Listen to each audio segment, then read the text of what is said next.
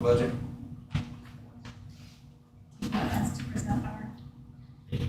Our space? You can either present now or present when we talk about the budget ordinance. Either one. Hi guys, my name's Aaron Good. I'm the vice chair of the library board. I'll let these other individuals introduce themselves and then I'll tell you why we're here. Gerard Arontovich with the library board. Chelsea Paxton, also with the library board. Wendy Conover, Library Director. I'm Mary Onko with the Friends of the Library Board. Barbara Matthews, President of Friends of the Library Board. Cynthia Beal, Secretary, Friends of the Library Board. We have our treasurer He's on the phone. here, Randy In Mizak. case you have any questions. We're all here representing the request that's on this piece of paper that Wendy will be handing out. You guys have all seen this before. St. Wingard, so. This is our 2022 budget to request to remain with the formula levy instead of going with the revenue neutral. And we're here to answer any questions you might have or any conversation you want to have about that. Any questions? Good? Thank you guys. Okay, Thank you for your thank time. Thank you for your time. Don't see anybody else to speak to this? Okay. Hi. My name is Cynthia Beal, and I was just wondering if you didn't approve the exemption, or whatever the word is, where would the money go? I mean, so there's a mill levy and it gathers this much money, and I was like, well, so if we don't get it all, what happens to the extra? You mean if we stay revenue neutral? So if we would stay revenue neutral, the citizens just wouldn't have to pay on the assessed valuation increase from their property tax levy. So each year, the county assesses your property based on recent sales. And so in the past few years, it's been going up each year, which means that the assessed valuation, your houses are worth more, land's worth more, so then your taxes go up based on the value of that property.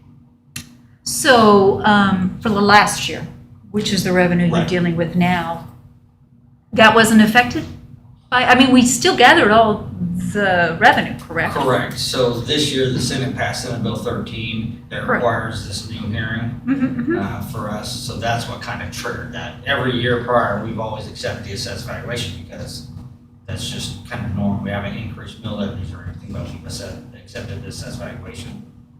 So it just throws in another question that the council has to answer now is, are we going to go ahead and accept it, hear from the citizens, notify the citizens, and hear their thoughts, or are we going to go ahead and accept the assessed valuations as presented from the county? Does that make sense? Yeah, it makes perfect sense. I just wasn't hearing the answer to my question. Okay. And that is, okay, so all the revenue is gathered, there it is. Should the vote be made to not make it revenue, whatever, what would happen to that extra money over the amount? So if we accepted the assessed valuation increases? If you did not, what would happen to that money? I just want to bring that up. What would happen to the money? Because I think it's already been gathered, and I think it's important that the library be supported. I mean, if you can answer that for me. So that money hasn't been collected from the citizens yet? It has not? No, not until next year. We're answering whether or not we accept it from the citizens coming on. So there's no money. Yeah. I can see now. And there'll be years where there is no assessed value increase. I mean, if there's a big market crash in the housing, et cetera, it could go down. Oh, yeah. So, yeah, these are the years where there's a margin between what was and what is this year and whether or not to accept that when it comes. Thank you for explaining that. I appreciate your patience. Thank It's you. confusing. We've had a lot of meetings about it. Anybody else like to speak?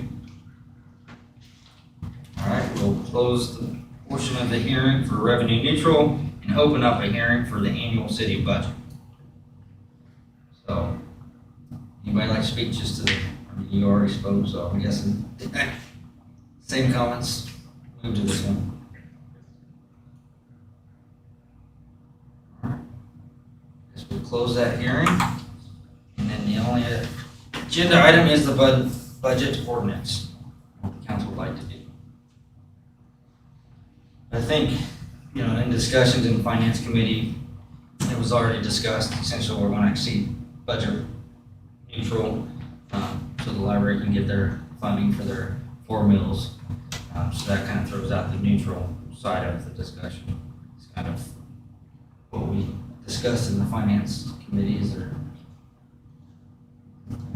So I think the only question that was kind of left from the finance committee was what we want to do from the library's 4 mills, accepting their assessed valuations and the rest of it, the rest of the funding from the assessed valuation increase.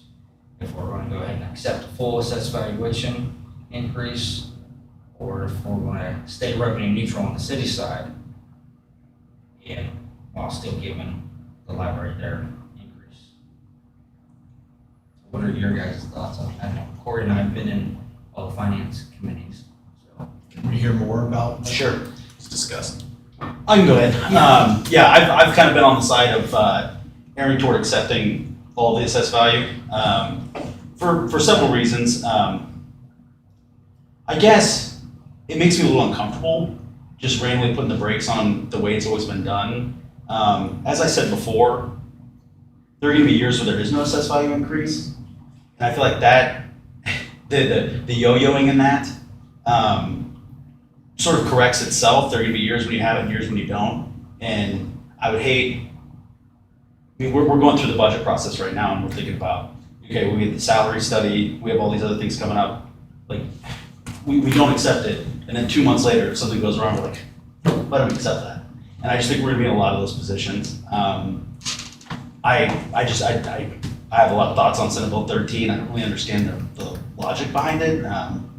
I think the whole purpose of it was that it's more transparent. It gives the citizens a chance to say whether or not to accept it or not. I haven't heard from anybody to not, so I don't think that we should make any changes and stay the course unless there's vehement opposition to it.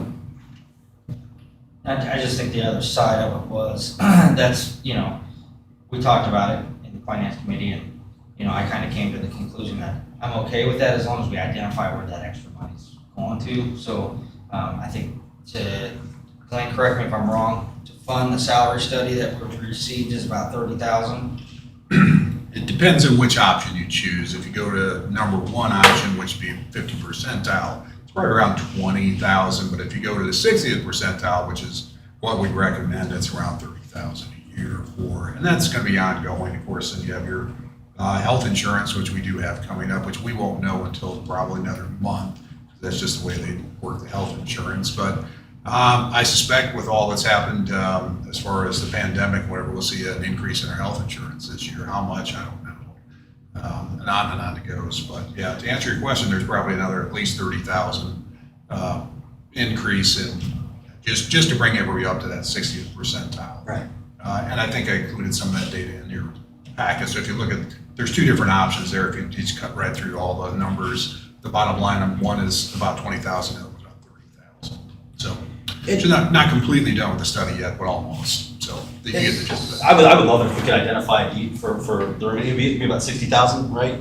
Because if we do the option with a 30,000 salary increase, right, there was 90 total. That was the difference in the assessed value. Difference, I think, if you go with just leaving the assessed valuation, it's a little over 100. It's like 105. Okay, so kind of in the ballpark there. Yeah. So yeah, if we can identify it, that would be great. Here, my fear is this. So you don't accept it. Let's say and it breaks down to a couple bucks in the pockets of the citizens when they don't have their assessed value increase monthly. Let's say you don't accept it and you decide, well, the budget's already set, we're good, and then something comes up. Let's say something out of public works goes wrong, like we've seen several times. We have to come in here and okay, well, where are we going to find this money? And we have to end up borrowing elsewhere. Well, then the next year for that budget cycle, if you're having to pay for something else, aren't you going to have to increase your mill levy anyway next year to make up for what you should have already maybe accepted the year before? That's the challenge for me. It seems like we just got out of a strategic planning meeting last week where we identified all these needs, and we're going to sit here and tell the community that we don't need it. It's hard for me. I get it, and that's why, I discussed in the, budget meetings that if we, obviously, there's a need to fund the city. I mean, we have a salary study that shows us that there's a need there. And if we wanted to earmark or create a fund for rehabbing the brick streets with the Sure. remaining so that we can start saving ahead of time for a grant that we're gonna write in the future, I would be okay with that. I don't feel comfortable just taking it just to take it, just to say that, I would like a plan, But we never felt comfortable until Senate Bill 13 told us to feel uncomfortable. We always found a need for it, because there is a need for it. It's just, I don't feel uncomfortable because that's the way it was always done. Senate Bill 13 told us to be uncomfortable. Right? None of us were uncomfortable before. That made us think about it, yeah. A little bit more micro than Right? what was prior, so yes. But what would be the negative effects of creating a brick street fund? I mean, To start saving, I mean, it's at least sitting in a pot of money Yeah. that, yeah, I think we're moving forward with the strategic plan, and if we can identify some of those top go-getters, why not? Well, it's already up there. Yeah. We identified that. Sure. The plan doesn't need to be complete to know that that's gonna be one of the top ones. How you guys feel? To tell you the truth, I think it's very confusing. And since I haven't been involved in all of the finance meetings, I'm really a little bit lost, just to be candid. No, we were in several meetings where, it wasn't until the fourth or fifth one where I was like, oh, okay, I'm starting to understand a little bit what this is all about. Brian and respect that. missed out on all of that, so. Right.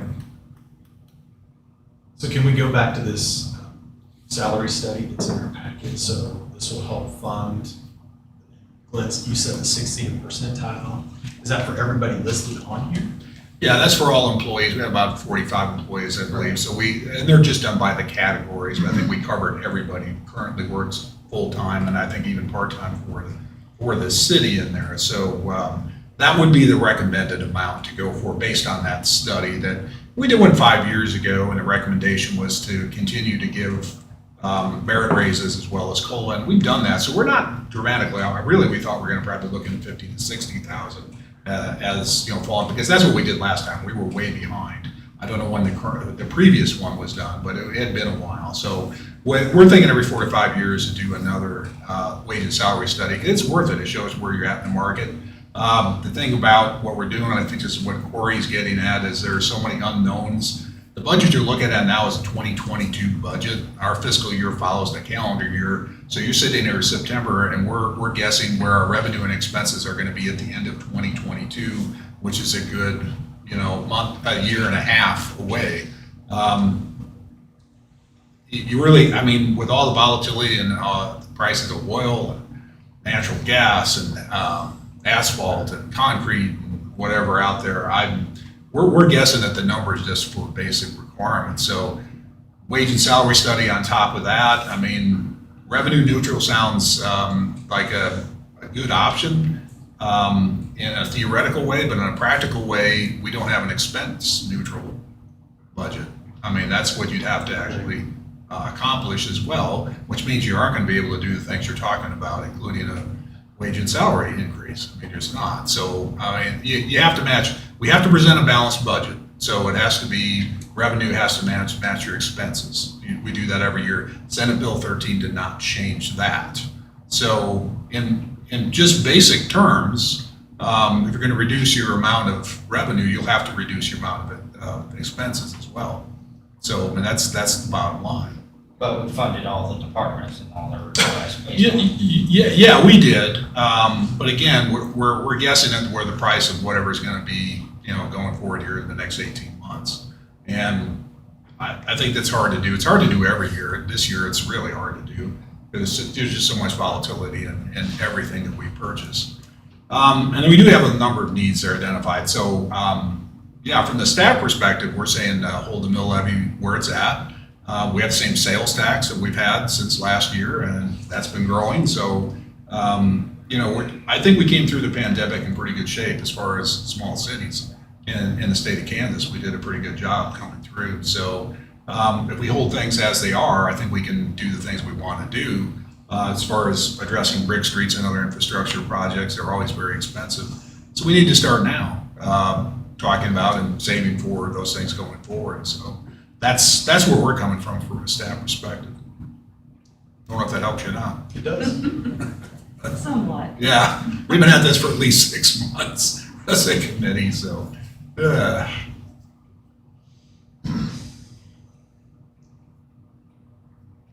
Yeah, the real big, to really simplify it, we have the budget set for next year.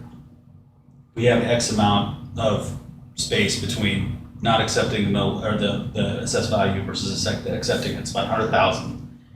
We've always accepted it. Now we have the option not to. We've always had the option not to, but now we have to ask and have to, there's a formal process about it. And I mean, do you feel comfortable not? You know, and I think it's more of a philosophical debate. You know, is there so much volatility in maybe? I think there's volatility regardless of the pandemic or not. Yeah, there always is, and Yeah. again, you're forecasting out so far in advance, and I think sort of what you're getting at is one of the discussions we had with Ben and with the committee when we were doing this is that, well, let's say you do go down 2 mills, and how many years are you gonna have to raise the mill back up rather than keeping it where it's at? Now you're talking about going up 2 or 3 mills, and that's a much harder discussion to have than keeping it flat. If we're coming in and say, hey, you gotta go up 2 mills this year and then 3 mills the next year just to break even with what you had 3 years ago. That's a difficult discussion for any governing body to have when you talk about raising the mill levy just to break even again. And well, from our point of view, we don't want to get into that. We'd rather keep it where it's at. And I'm not arguing against that. The only thing I'm discussing, I guess, or in my mind, is, okay, we have, if we're going to accept assessed valuation, that's extra money, right? That's coming into the city. Let's just start a fund to start saving for something we know that is going to be in the future, which is restoring our brick streets. If that makes people more comfortable.